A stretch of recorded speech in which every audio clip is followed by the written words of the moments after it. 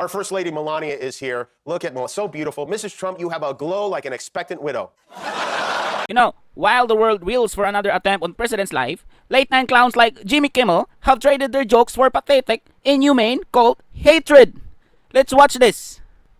Saturday was supposed to be a joyful evening, celebrating free speech and the First Amendment with all of you, members of the press. Instead, the night was hijacked by a crazed anti-Trump individual who traveled across the country to assassinate the president and as many administration officials as possible. This is the third major assassination attempt against President Trump in 2 years.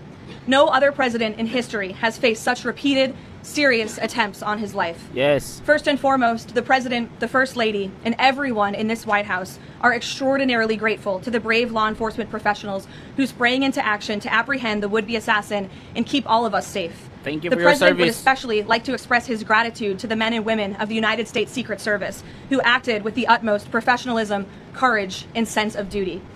This includes the heroic agent who took a bullet to the chest.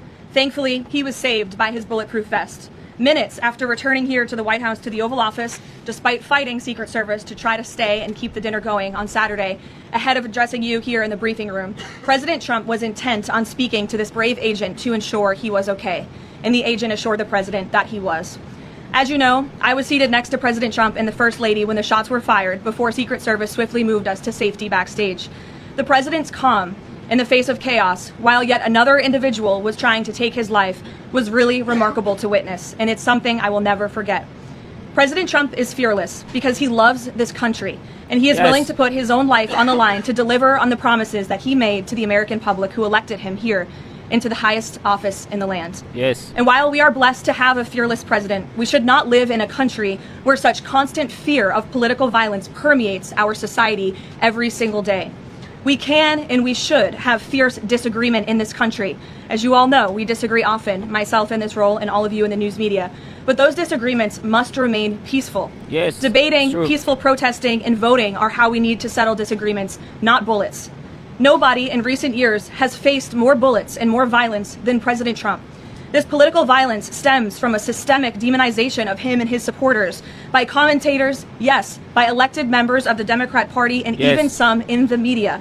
This hateful and constant and violent rhetoric directed at President Trump day after day after day for 11 years has helped to legitimize this violence and bring us to this dark moment. Those who constantly, falsely label and slander the president as a fascist, as a threat to democracy, and compare him to Hitler to score political points are fueling this kind of violence. The left-wing cult of hatred against the president and all of those who support him and work for him has gotten multiple people hurt and killed, and it almost did so again this weekend. When you read the manifesto of this shooter, ask yourselves, how different is the rhetoric from this almost assassin than what you read on social media and hear in various forums every single day? The answer, if you're being honest with yourself, is that there is no difference at all. Much of the manifesto of the would-be assassin is indistinguishable from the words that we hear daily from so many. For example, as the First Lady of the United States pointed out this morning, just 2 days prior to the shooting, ABC's late-night host Jimmy Kimmel disgustingly called First Lady Melania Trump an expectant widow. Who in their right minds says a wife would be glowing over the potential murder of her beloved husband? And having experienced what I did with the First Lady on Saturday night, I can tell you that she was anything but that. This kind of rhetoric about the president, the First Lady, and his supporters is completely deranged, and it's unbelievable that the American people are consuming it night after night after night.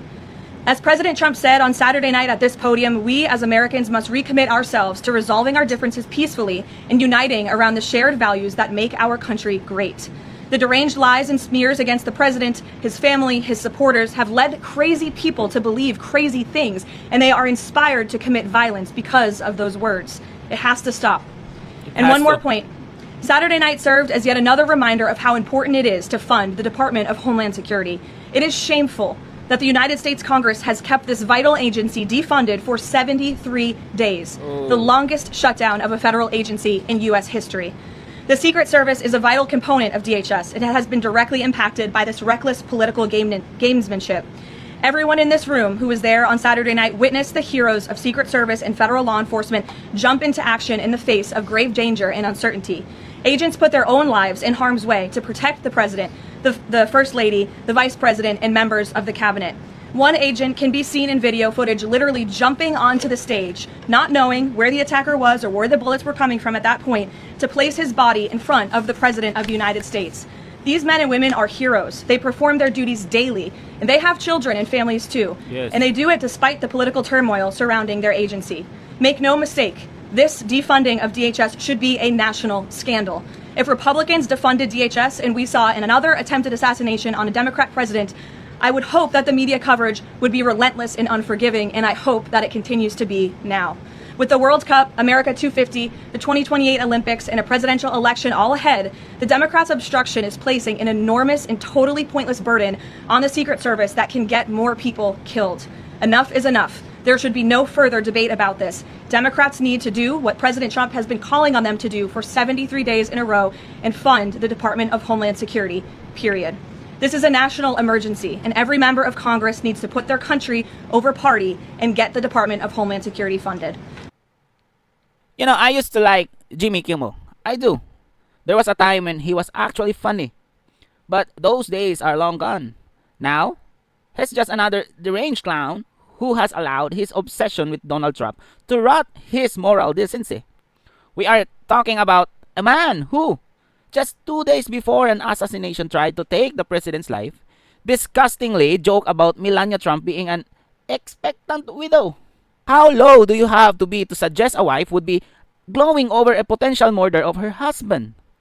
It is pathetic, it is inhumane, and exactly the kind of rhetoric that Karoline Leavitt called out as completely deranged. You know, for 11 years, these media elites have demonized Trump, comparing him to the worst dictators in history just to score cheap politics points. You know, and what has Kimmel actually done for American people or society? He has done nothing. He knows nothing about the society.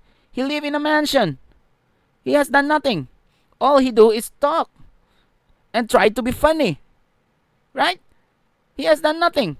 He sit in his paid studio making pathetic jokes while real heroes like the Secret Service who took a bullet to the chest on Saturday, they are putting their lives on the line. Kimmel and his ilk are fueling a systemic demonization that leads to real-world violence. He isn't a comedian anymore. He's a cheap prime example of how the left hatred has blinded them to basic human decency. It's time to stop consuming this garbage and hold these entertainers accountable for the poison they're spreading. Right? So, what are your thoughts about this Jimmy Kimmel? Because, personally, you know, he's not funny anymore. He's just another clown. He's just another clown.